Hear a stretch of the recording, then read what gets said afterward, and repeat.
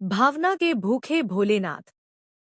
एक गांव के बाहर छोटा सा शिव मंदिर था जिसमें एक वृद्ध पुजारी रहते थे। एक दिन एक गरीब माँ अपने नन्हे से बालक को मंदिर के द्वार पर छोड़कर चली गई। बहुत खोजने पर भी पुजारी जी को बालक के परिवार का कुछ भी पता न चला। जब गांव का भी कोई व्यक्ति उस बालक का लालन पालन करने को तैयार न हुआ, तो पुजारी जी ने भगवान शिव की इच्छा समझकर उसे अपने पास रख लिया और उसका नाम भोला रख दिया। गांव के श्रद्धालु भक्तों से जो कुछ प्राप्त होता, उसी से भगवान शिव का, पुजारी जी का और बालक भोला का किसी तरह गुजारा चलता। यदि किसी दिन कम भी पड़ता तो पुजारी जी बालक और भगवान को भोग लगाकर स्वयं गंगाजल पीकर रह जाते। धीरे धीरे भोला बड़ा होने लगा और अब वह पुजारी जी के कामों में हाथ बंटाने लगा। वृद्ध पुजारी जी के थकेहारे हाथों को कुछ आराम मिलने लगा, इसलिए उन्होंने भोला को मंदिर की सफाई, भगवान शिव की पूजा, उनको भोग लगाने और उनकी आरती करने की विधि अच्छी प्रकार समझा दी। अब वे स्वयं भगवान शिव के नाम जप और संकीर्तन में समय व्यतीत करने लगे। एक दिन भगवान शिव के मंगलकारी नाम शिव शिव शिव शिव का जप करते हुए ही उनके प्राण छूट गए। अब बालक भोला का इस संसार में भगवान शिव के सिवा और कोई सहारा न रहा। उसने पुजारी जी की ये 3 बातें कभी नहीं भूली। 1. भगवान भोलेनाथ शिव शंकर को ताजी गर्म रसोई का ही भोग लगाना।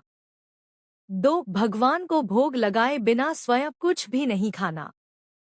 3. भगवान शिव पर विश्वास रखकर कभी भी किसी भी वस्तु का संग्रह न करना, बासी भोजन का भी नहीं। यदि कोई भक्त पहले से बना भोजन या मिठाई मंदिर में दे जाता, तो बालक भोला उसे गरीबों में बांट देता।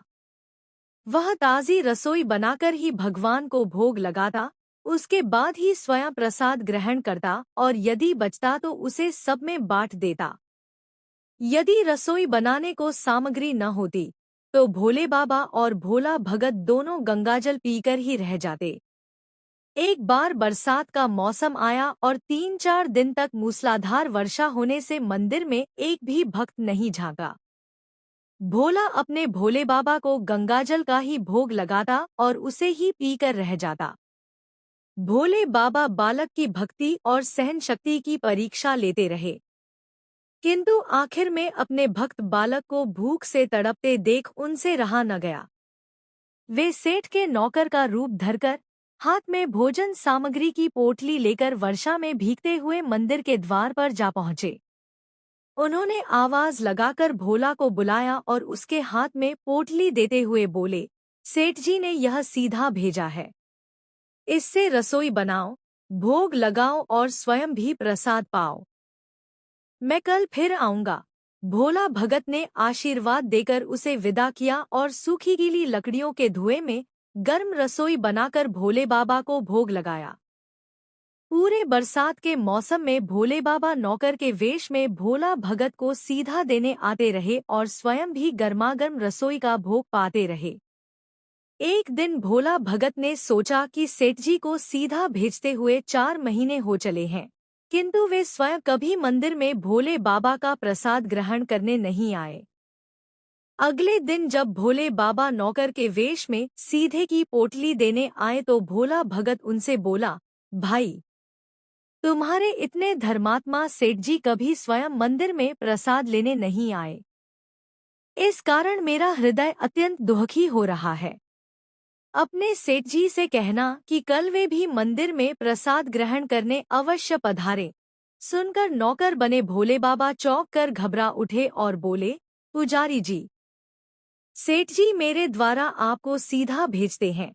आप इससे भगवान को भी भोग लगा लेते हैं और स्वयं भी प्रसाद पाते हैं।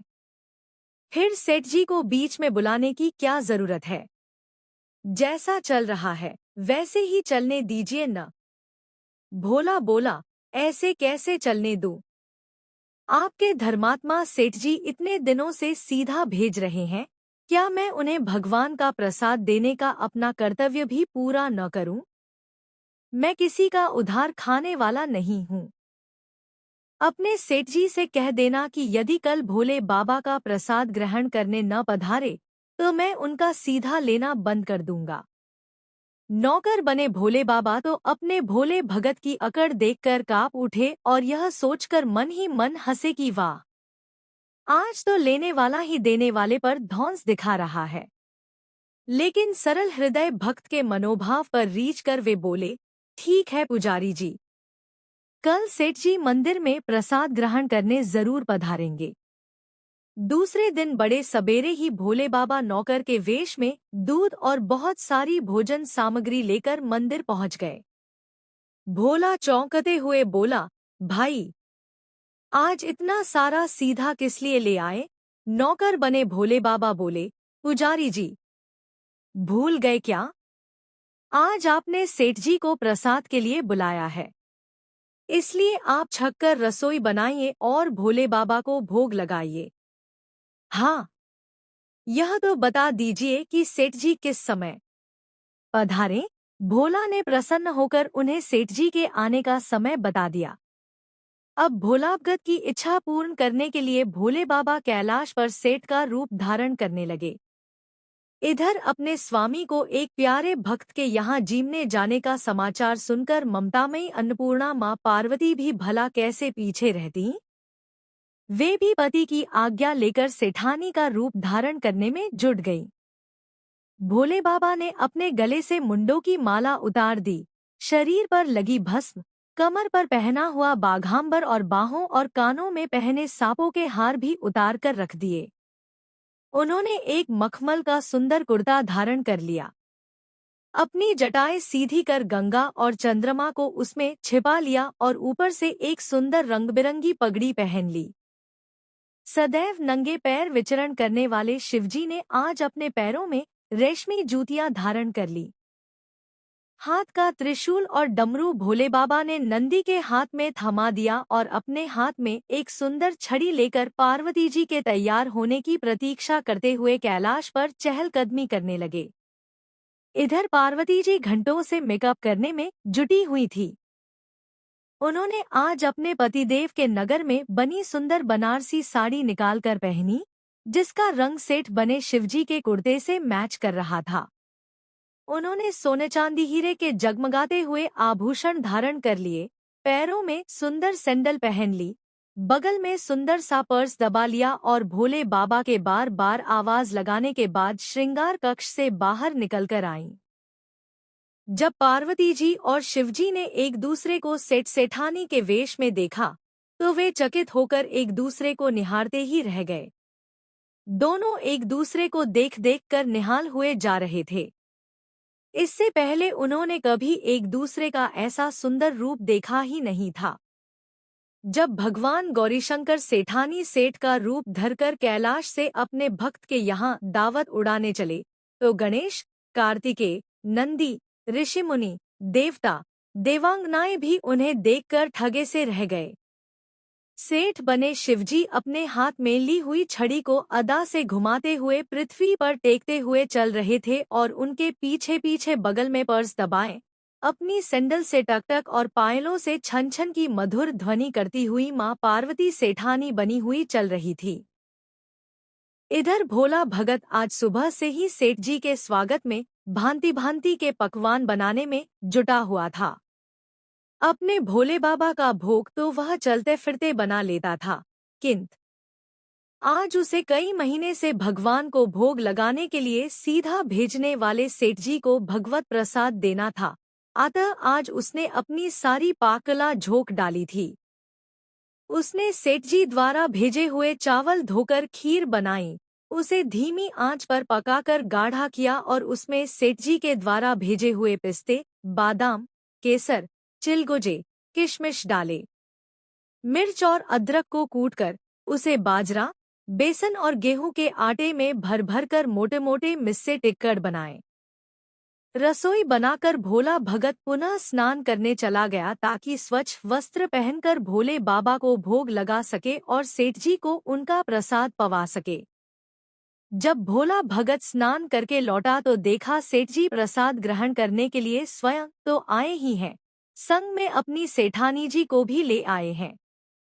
भोला ने जल्दी जल्दी दोनों से राम राम की, उन्हें आसन देकर बैठाया और बोला, मैं अभी भगवान को भोग लगाकर आता हूँ, फिर आपको प्रसाद परोसूंगा। भावना के भूखे भोले बाबा से भूख सहन नहीं हो पा रही थी, इसलिए वे बोले, पुजारी जी, भगवान को जल्दी से भोग लगाइए, मुझसे भूख सहन नहीं होती। भोला भगत बोला, सेठ जी, भूख तो मुझे भी बड़े जोर से लग रही है, किंतु मैं अपनी भूख के कारण भगवान को भोग लगाना नहीं भूलता। यदि दुनिया के सारे लोग इसी तरह अपनी भूख के लिए भगवान को भोग लगाना भूल जाएं तो भगवान तो भूखों मर जाएंगे।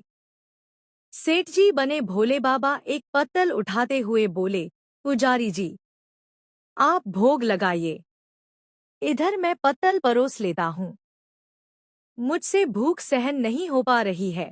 भोला भगत सेठ जी बने भोले बाबा को डांटते हुए बोला, सेठ जी, भगवान के काम में न तो जल्दीबाजी चलती है और न कंजूसी। मैं जब तक भगवान को भोग नहीं लगा लेता, आप रसोई के पास भी नहीं फटक सकते। चुपचाप इधर बैठ जाइए और नमः शिवाय जपते रहिए। मैं अभी आता हूँ और आपको पेट भर भोजन कराता हूँ। सेठ बने शिवजी डांट खाकर चुपचाप अपने आसन पर जा बैठे। सेठानी बनी पार्वती उनकी यह दशा देख बड़ी मुश्किल से अपनी हंसी रोक पाई, लेकिन जैसे ही भोला भगत पत्तल में सामग्री लेकर भगवान को भोग लगाने मंदिर में गया, शिवजी पार्वती जी को मौन रहने का संकेत करते हुए चुपके चुपके पैर रखते हुए रसोई में पहुंच गए और उन्होंने एक एक व्यंजन उठाकर चखना शुरू कर दिया। भोले बाबा तो प्रसाद को चखते ही भौचक के रह गए।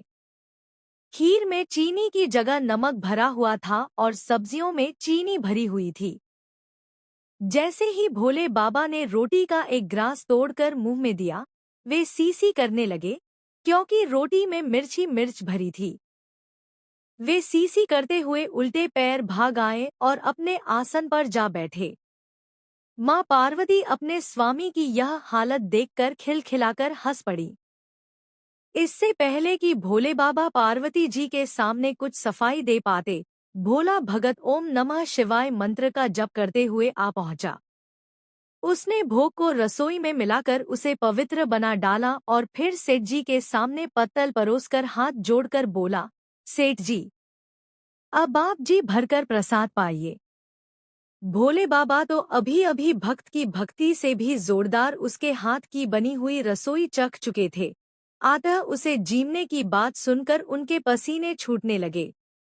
कभी वे भोला का तो कभी पार्वती का मुख देखने लगते। भोला को सेठ जी की ढील बर्दाश्त नहीं हुई और बोला, सेठ जी, अब क्या हो गया आपको? अभी अभी तो इतनी उतावली मचा रहे थे, अब क्यों नहीं जीमते? आप जीमोगे तभी तो माताजी भी प्रसाद ग्रहण करेंगी और फिर मैं भी प्रसाद पाऊंगा। भोला की ललकार सुनकर भोले बाबा ने चुपचाप खीर का कुल्हड़ उठाया और सारी नमकीन खीर गटागट पी गए। कुल्हड़ खाली होने की देर थी कि भोला ने उसे झट से भर दिया। अपने प्रिय भक्त के हाथों परोसे हुए भोग में भगवान को आज दुगना स्वाद आने लगा। भोला परोसता गया और भोले बाबा पीते गए। जगन्माता पार्वती भक्त और भगवान दोनों के प्रेम को देख देख कर मंत्रमुग्ध होती रहीं। जब सारी रसोई समाप्त हो गई तो भगवान ने एक जोर की डकार ली। भोला को होश आया और बोला, वाह सेठ जी वाह, मैं ही बावला था जो इतनी थोड़ी सी रसोई बनाई। मुझे पता होता कि आपको प्रसाद ग्रहण करने का इतना शौक है, तो और भी ज्यादा रसोई बनाता।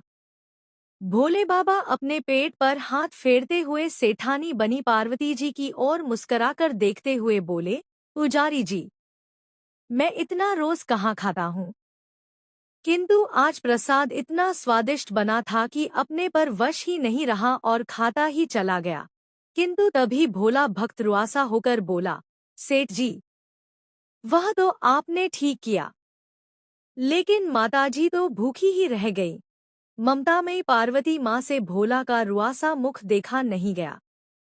उन्होंने बची हुई खीर की 4 बूंदें अपने कंठ में टपका ली। भोले बाबा द्वारा भोग लगाने से प्रसाद में अद्भुत अलौकिक स्वाद भर गया था। ऐसी सुगंधित और मीठी खीर चखकर जगतजननी आकर्ण तृप्त हो गई, और उनके तृप्त होते ही सृष्टि का प्रत्येक प्राणी तृप्त हो गया। भोला भगत बोला, सेठ जी, आपने और माताजी ने प्रसाद ग्रहण कर लिया, इससे मुझे अत्यंत संतोष हुआ है। समझ लीजिए कि आप दोनों द्वारा प्रसाद ग्रहण करने से मेरा भी पेट भर गया। मेरी तो वैसे भी महीने में 4-4 एकादशी हो जाती है, किंतु मैं भी एक दाना ले ही लेता हूँ, जिससे कि भोले बाबा के प्रसाद का अनादर न हो। यह कहकर जैसे ही भोला ने खीर के पात्र में लगा चावल का एक दाना उठाकर अपने कंठ में डाला, उसकी जन्म जन्मांतर की भूख प्यास मिट गई और समस्त वासनाओं और इच्छाओं की तृप्ति हो गई।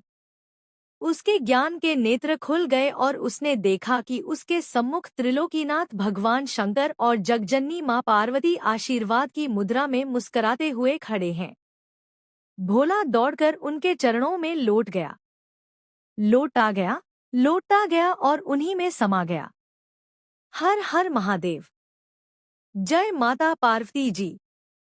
अगर वीडियो पसंद आई तो हमारे चैनल को सब्सक्राइब करें। धन्यवाद।